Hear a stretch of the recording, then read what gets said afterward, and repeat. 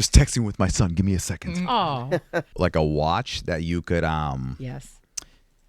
that you could just text like me, Nicole. We put like it's 5 people. We put me, we put Nicole, we put Nicole's dad, we put my mom, and our nanny, and then it, Lucy, yeah.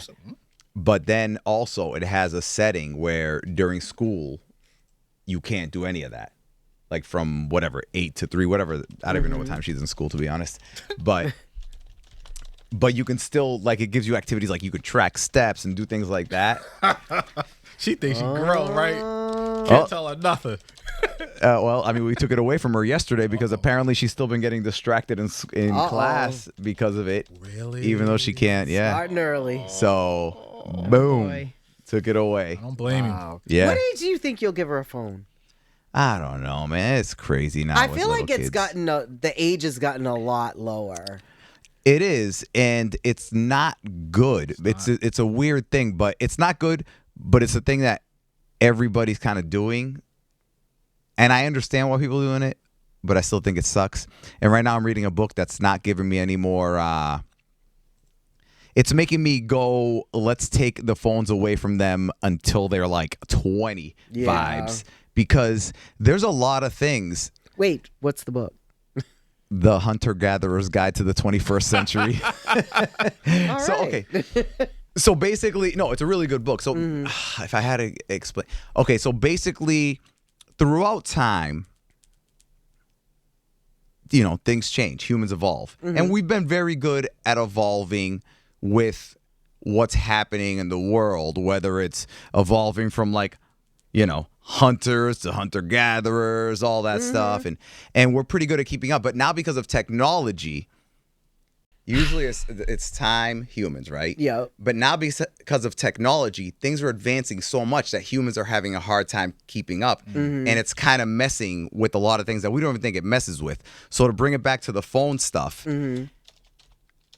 it even gets into the part of, depending on your age, you might have had social media for a certain amount of time where you grew up with it. And now it's kind of weird. This is going to be so hard to verbalize, but it's weird as an adult constantly seeing pictures of yourself as a child, because you change so much as a human, right? Yeah. And us at our age, we got social media later on. So adding a few little fun, nostalgic photos isn't the same as growing up and having these photos that are constant reminders of you as a young child. That kind of like stunts your development a little bit, because without you knowing it, there's this little internal struggle inside of you that makes it hard to grow when you're constantly being reminded of you in the past. Does that make sense?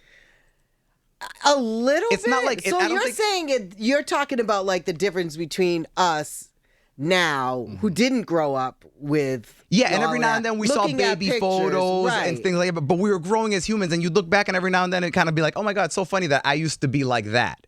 Right. And now kids are seeing like their whole lives. All the time.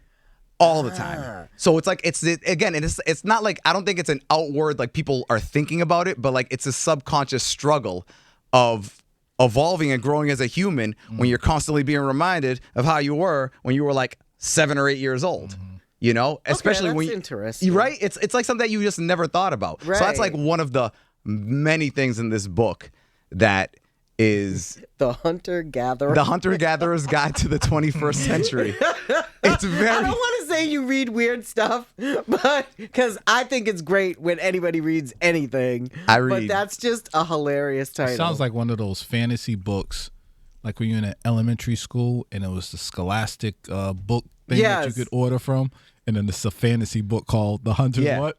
The Hunter-Gatherer's Guide to the 21st Century. No, it sounds like the Hitchhiker's Guide to the Galaxy. Yeah, stuff like that. I forget who it was Volume 1. that recommended it to me, and I was like, I don't think that's the kind of book, because that's what I thought it was too. Yeah. I'm like, that's not really. I'm kind of more into self-help, or I like people's biographies, like a cool story. Or for a while, I was into Name a Coach, and I was into like all of their books on their philosophies of coaching and stuff like that. I said, I don't really think I'm gonna be into this. I'm not really into like the Hunger Games. And the person was like, so good. They said, trust me, I wish I could explain it to you, but get it and you'll like it. And I did, and I'm still reading it, and I'm all up in it, baby. I'm all up in it. What are you reading right now, Pebbles? A book called Almond, which is about this kid who can't. It's something with his amygdala, which is like an almond-shaped part of your brain, so you can't process like fear and you know what I mean. You can't with those emotions. Is that an actual condition? That sounds like an actual condition. Yeah. That you can't process fear. It's a fiction book, but you know, because not being able to feel pain is an actual thing. Yes. Yeah. You remember Tony Dungy, the coach? Yeah. He adopted a bunch of kids, and one of them was a kid who couldn't feel pain. Mm-hmm. And you think that that's cool. Like as an adult, you're like, oh my God, that'd be awesome. There's a movie coming out about that. Think about not being able to feel pain. Like some guy in this movie can't feel pain. Yeah. And I don't know if he's a superhero or what, but well, that's what you all think. these things happen to him, and you'd be like, oh my God, I'll stop crime if I can't feel pain. No, it's not good, especially as like a little kid when you see mommy baking cookies in the oven and you open up the oven to grab a cookie and you're scorching your entire body, swallowing the cookie, scorching yourself and not feeling yourself. Right. Because you're still getting injured. Right. And that's like this. It's like you can't process like emotions, especially fear. So you could like walk out into the street. Yeah. And not really, That's crazy. And fun fact, one of the members of BTS wrote a song about that. I'd love to talk about it, but I'm gonna circle this back to we were gonna talk about pain because we were talking about that on the show. Yes. And if you couldn't feel pain, you wouldn't be able to call up with these awesome stories that we were talking about actually today about like the worst pain. And one of them, Leroy. What? I already saw this picture. Pebbles is not going to see the picture. No, Somebody sent in a picture. Describe it before you show him the picture. So first up, the message came from someone who said that their brother had the bottom of their foot ripped off by a forklift. What? Yes. So first of all, how does that happen? They didn't explain the details as to how it happened, but it had to start with him really not paying attention. Right. Oh. Just hearing that description, though, of that happening, you automatically cringe and you think this is going to be disgusting. Now, she ended up having to go to the hospital and help the brother out. And she sent me pictures because, of course, the first thing I ask is, you got any photos? Yeah. She had photos.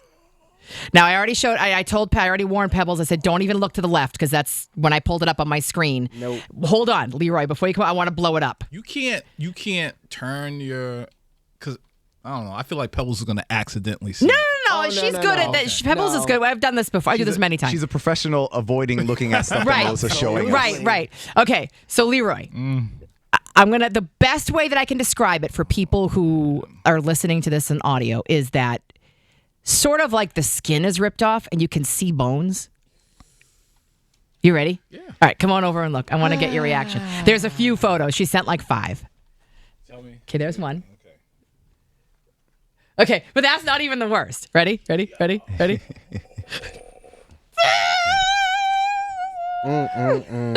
wait. There's another one. Imagine having an injury so bad that someone else standing by you going, I need to document this. No. Yeah, that's what the shoe looked like when the forklift ripped the foot off. So it's almost like when we were talking about this morning on air, people wanted to one-up everyone else with their pain factors and how much pain they've been in. So we've gotten literally hundreds of messages from people and how much pain that they've ever been in. You know what it looks like? If you watch The Walking Dead, when a zombie takes that first bite into someone, that's what it looks like. Yeah. That's what it looks like. I swear to God that shows like that have desensitized me to things like this now. I think so too. I don't remember the last time that you showed me something where I've been like, See, I never want to be desensitized to stuff like that. I mean, it still hits me, but not like before. Like there are times that I'd go, okay, that's enough, and I'd walk away. Now I'm like, oh, that's gross. I wouldn't want that to happen to me. I don't mind that type of desensitization. Yes. Is that it? I don't know. I was just guessing. I think so. But I think, like, sometimes I pretend if I see something horrible like that, I'll tell myself it's like a movie. It's not real. You know what I mean? That's sort of my way of processing that this isn't as gross as it looks. That's probably what I'm doing, like subconsciously, without thinking about it. Because that my first thoughts are like that. I'm like, oh, that looks like zombie foot, you know, or like it's like this crazy disease that's going around that eats your flesh in 30 seconds. Oh man, 28 days later, he got hit up with it. Which gives you so much more appreciation for doctors and nurses and anybody who works in, like, especially the emergency room. Like, you got to look at something like that and be like a friend of mine's niece just finished medical school. She'll see something like that and she gets excited over it. She'll be like, yeah, let's go. And I'm like, okay, you got to be a real special type of person for that. It all depends. People are people. Some people are like, give that to Dr. Johnson. And they're like, I don't want to ruin my perfect record of fixing feet with something that I can't fix. Not Dr. Johnson. Yeah. I can't right now. I'm filling out charts today. Just give that to Johnson. All right. Thank you for joining us. And please subscribe and like and all that good stuff.